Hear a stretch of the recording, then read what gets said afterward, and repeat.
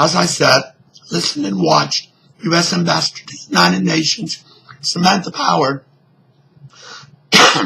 addressed the UN Security Council the other day, charging that Russia and Russian-backed rebels in eastern Ukraine were responsible for the horrendous shooting down of Malaysian Airlines Flight 17, killing 298 people. I was struck with an eerie feeling that I'd heard this or something similar before.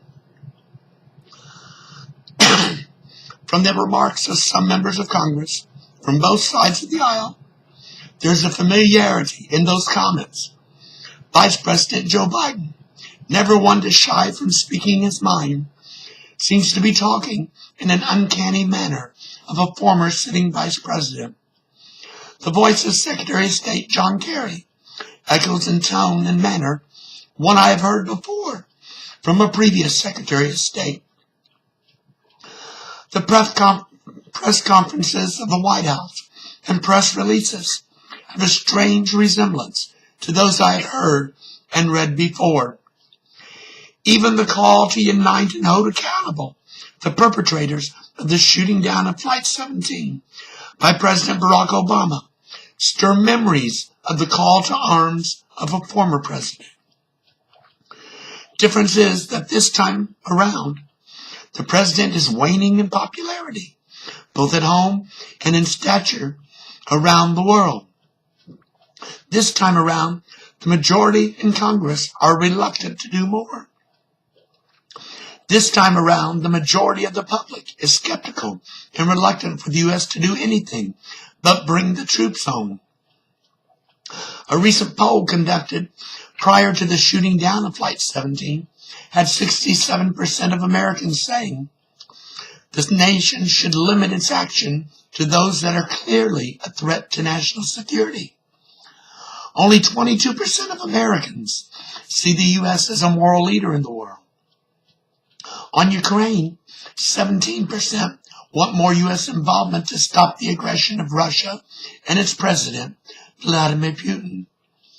The right amount of involvement is what 33% thought about U.S. efforts in Ukraine. Another 34% thought the U.S. should curtail what efforts it was making in Ukraine. Of course, this was prior to the tragic, deadly flight. Those numbers always change after an incident such as this.